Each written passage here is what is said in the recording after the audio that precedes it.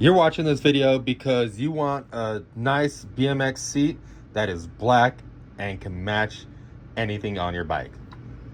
If you watch my videos, you know I tell you everything about bike parts and bikes, from how they're made to what colors they come in and all the other little things that the other bike shops and the other videos don't tell you.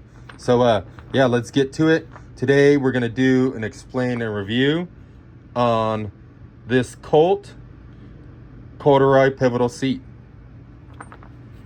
So like always, if I don't answer one of your questions that you have on your mind, shoot me a comment below. I'll answer your questions when I get a chance and help you out with that knowledge. So yeah, let's get to it. If you don't know what a pivotal seat is, a pivotal seat is basically this little design system here. There's a bolt that runs through it. It threads inside a seat post. Pull out a seat post so you can see. So it threads inside that bolt. These little guts right here, they lock in together. Obviously the bolt will go through, locks it into almost any angle that you like. So you want the angle of the seat super high up, you can do so. If you want it tilted down, you can do so. That it just makes that how do you say, it just makes it real easy for you to install this seat and seat post. The bolt does have a 6mm Allen head, which you'll have to stick through here, and you're kind of going fishing, and then once you find it, you can thread it in here. If you don't tighten up the seat all the way, you keep it a little bit loose, you're able to rotate it forward and backwards, and then once you locked in your position, tighten the bolt down, and then before you completely tighten again down again, give it a little wiggle. Sometimes these things do sit a little bit crooked and might not, or on top of the two teeth, they might sit real high up here and it might not tighten down all the way, and as soon as you sit down on it, it might come loose. So make sure you wiggle the seat and then tighten down the bolt again to make sure that that thing is super secure. So what's cool about this seat is that what's cool about pivotal seats in general is that it has a different seat pan than most of the other seats. The reason why they went away from this design right here is mainly because this open area and this really thin plastic, it really doesn't hold up to bicycle tricks when you're doing no footers, stuff like that, and you're landing on the seat.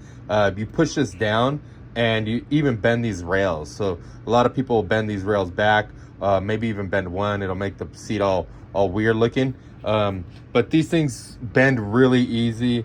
Guys that do no-footed tricks tend to bend the hell out of these and bash up these seats, and the seat eventually, the top actually eventually comes off, and what you're left with is pretty much a metal rail on your post, and then back here, these two little bars back here are sticking out and protruding. So if your seat falls off and you land with no seat top at all on, and you hit a big jump and you land right on top of that, use your imagination. You don't want that. So going to a seat pan like this definitely helps out. Definitely a lot safer for kids, people doing bike tricks and stuff like that, because notice how they still have the seat pan here, but now they put a bunch of little I-beams all through the seat pan, and what that does is it makes the seat stiffer and it's harder to break. Also too, most of the time the seats break right here, so that's where all the stuff is at. They also have a big support right here to make it super rigid. If you see the seat, it's super firm. I've seen some guys that really suck at no-footed tricks. They think they're really good and they just continue to land like balls deep on their seat, and some of those guys' seats last forever. So I definitely know this technology holds up. I definitely know that I've landed on my seat pretty hard, and yeah, it would not be fun if it was railed. And I have bent a lot of railed seats in the past. A lot of those Dave Mirra seats, tore them up, and not fun. So this pan is way better. Another cool thing is that they incorporated these little guards right here for the front and the back. These are to protect the material and to keep the material on there a little bit longer, but also too, if you're doing cool tricks and you're grabbing the back of the seat like Devin Smiley, if you're doing T-bogs, you can do a T-bog and dip it down. It has a little grooves right here for like a little little hand grip. I think that's pretty cool looking. But yeah, super solid pan, good design. Definitely, if you're going for seat, definitely pick up one of these, because I mean, once you buy the seat, it's gonna last forever until the top gets damaged. But seats are lasting way longer. So big shout out to them for making this pivotal design. Now going to the top, most of the seat pans are the same. This one is a fat seat. This is the majority size that everybody gets in BMX. Not too many doing the slim seats unless you ride trails or something like that, or trying to prove your style, or just like it. But most riders ride the fat seat. This one is pretty comfortable, mainly because of the cushion. I mean, the material of this, not because of the cushion. The cushions are all about the same. So if you look at it, I mean, this is the Cult one fully clothed, and this is a seat butt naked. See how this one's a lot squishier because it's naked? Now this one's a little bit more firm, but that's because the material is holding everything in. Having a soft material like this makes it a lot softer. If we bring another seat with a different style material, which this one's a nylon canvas, this one isn't as soft because of the material. So keep that in mind when buying seats. This material is really soft, so it's, I mean, really comfortable. It's got a lot of grip on it. It's got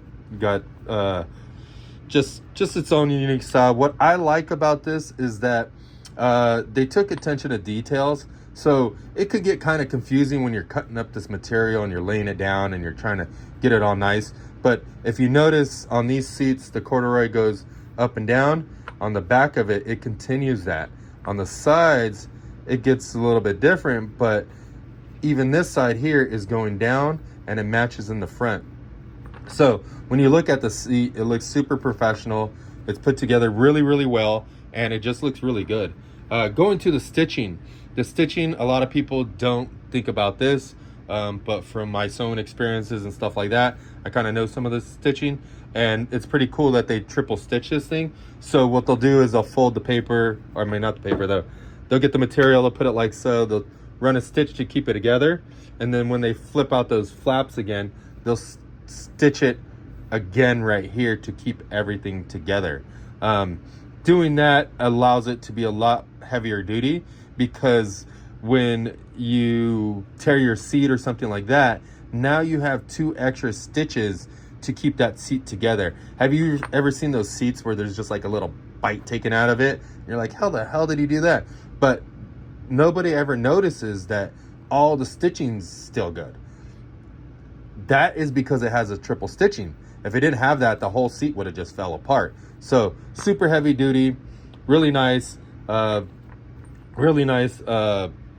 would say putting it together, manufacturing, and just putting the seat and making it look nice.